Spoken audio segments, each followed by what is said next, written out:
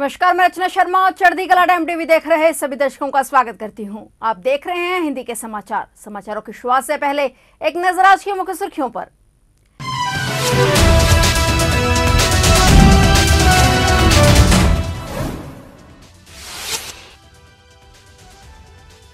Israel हमलों से प्रभावित लेबनान को भारत ने दी मानवीय सहायता। पहली किश्त पहुंची लेबनान। बढ़ते तनाव के बीच भारत की मानवीय सहायता पर जोर।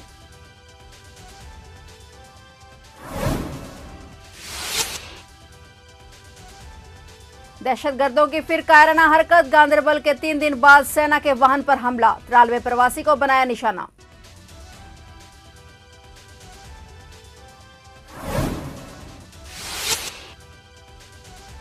कल से पंजाब के मेन नेशनल हाईवे बंद। माझा, मालवा और दोआबा में नेशनल हाईवे बंद करने का ऐलान। धान खरीद की समस्या को लेकर किसानों ने किया बंद का ऐलान।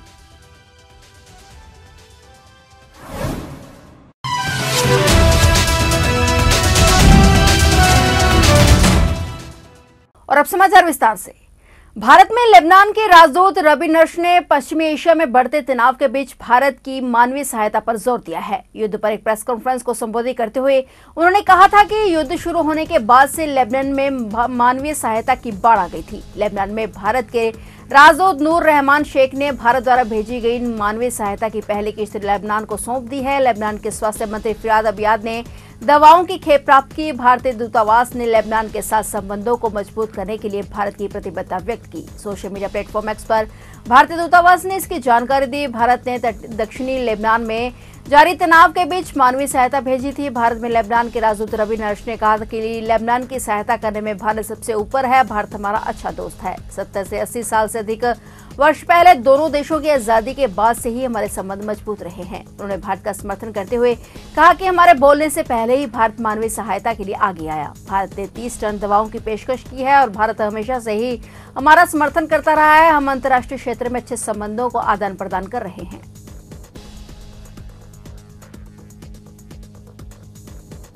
जम्मू कश्मीर के गुलमर्ग इलाके में सेना के 2 वाहनों पर आतंकी हमले में 2 जवान बलिदान हो गए। काफिले में मौजूद सेना के 2 पोर्टर को भी मौत हो गई। अधिकारी ने बताया कि आतंकियों ने गुलमर्ग के नागिन पोस्ट के पास बोटा पथरी में घात लगाकर हमला किया। अचानक हुई गोलीबारी में चालक ने संतुलन खो दिया और वाहन गहरी खाई में जा गिरा। हमले में जख्मी 7 लोगों को अस्पताल पहुंचाया गया। इसमें 2 जवान और 2 पोर्टर की मौत हो गई। 3 अन्य जवानों का इलाज चल रहा है। सुरक्षा बलों ने पूरे इलाके को घेर रखा है। गौरतलब है कि एक सप्ताह से कश्मीर में आतंकी घटनाओं में बढ़ोतरी हुई है। रविवार को ही आतंकियों ने गांदरबल में गगनगीर के पास निर्माणाधीन सुरंग के पास एक साथ 7 लोगों की हत्या कर दी थी। वहीं मनोज सिन्हा उपराज्यपाल ने सेना के वरिष्ठ अधिकारियों को आतंकियों को ढेर करने के लिए त्वरित कार्रवाई करने के निर्देश दिए हैं। उन्होंने कहा कि ऑपरेशन जारी है और जवानों का बलिदान बेकार नहीं जाएगा।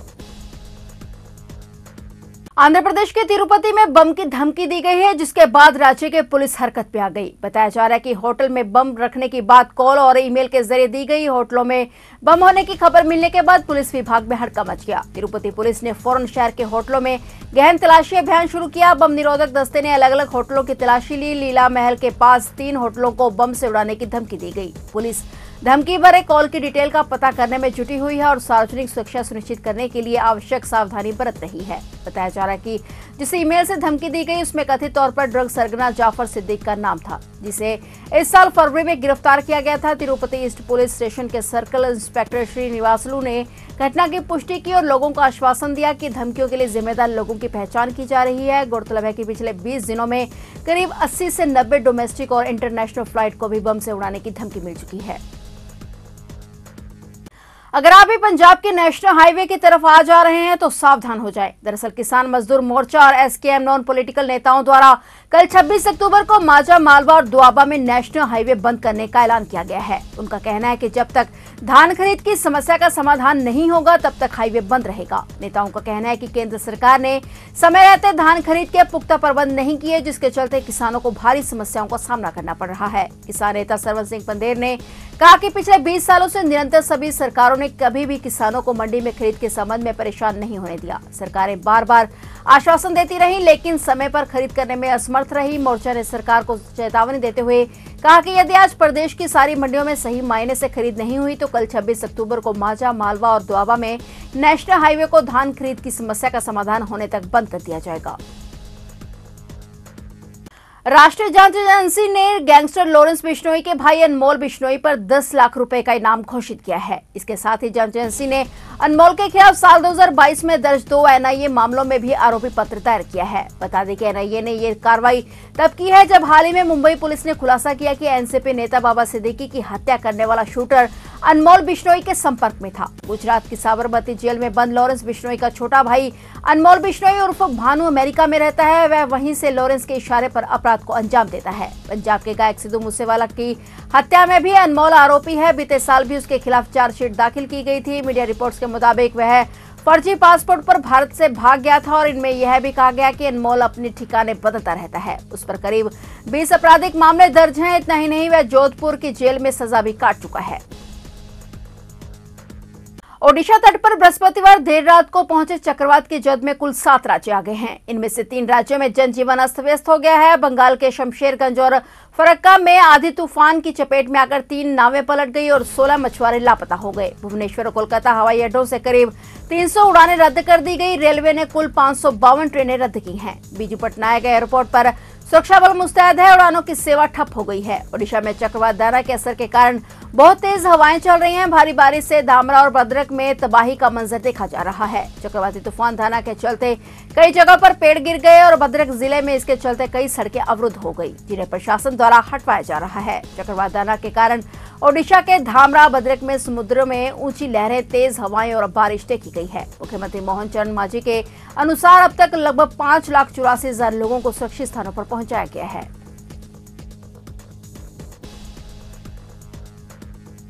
दीपावली का त्योहार करीब आ रहा है। भगवान राम की नगरी अयोध्या में इस बार भी दीपोत्सव का भव्य और दिव्य तरीके से मनाया जाएगा। इस अवसर पर सरयू नदी के 55 घाटों पर 28 लाख दियों को प्रज्वलित कर नया विश्व रिकॉर्ड बनाने की तैयारी हो रही है। दीपोत्सव की तैयारियों के अंतर्गत डॉक्टर राम मनोहर लोहिया अवध विश्वविद्यालय ने दियों और स्वयंसेवकों की संख्या का निर्धारण कर लिया है, जिससे इस आयोजन को सफल बनाने के लिए बड़े पैमाने पर योजनाबद्ध कार्य हो सके। आयोजन में विभिन्न कॉलेजों और संस्थाओं से जुड़े स्वयंसेवक पूरे उत्साह के साथ भागीदारी करेंगे और कई घाटों पर दियों की उचित व्यवस्था सुनिश्चित करेंगे।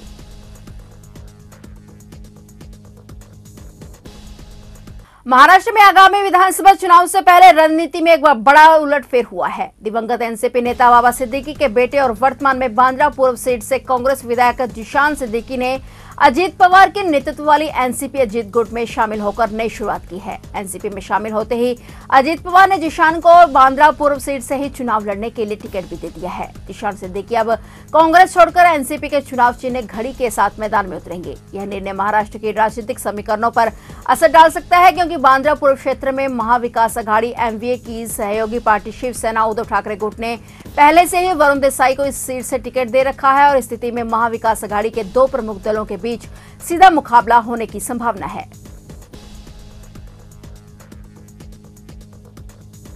पंजाब में फिर 2 तेंदुओं का खौफ देखने को मिल रहा है। जिला फतेहगढ़ साहिब में एक बार फिर तेंदुआ देखा गया, जिससे लोगों में दहशत का माहौल छा गया। अब शहर बसी पठाना के राम मंदिर के पास तेंदुआ देखा गया और इस मौके पर खेत के बाड़े में बंधे जानवरों का शोर सुनकर पहुंचे लोगों ने बताया कि जब वह खाना खा रहा था तो अचानक 2 तेंदुए जैसे जानवरों ने उसके जानवरों पर हमला कर दिया। उसका कहना है कि वह खुद भी तेंदुए को देखकर घबरा गया, लेकिन किसी तरीके उसने तेंदुए को भगा दिया और उसके बाद वन विभाग ने तुरंत कार्रवाई करते हुए विभाग के अधिकारियों के जरिए खेतों के आसपास इन जानवरों की तलाशी की, लेकिन मौके पर कुछ नहीं मिला। फिलहाल वन विभाग के अधिकारियों ने वहां जानवरों को पकड़ने के लिए पिंजरा लगा दिया है।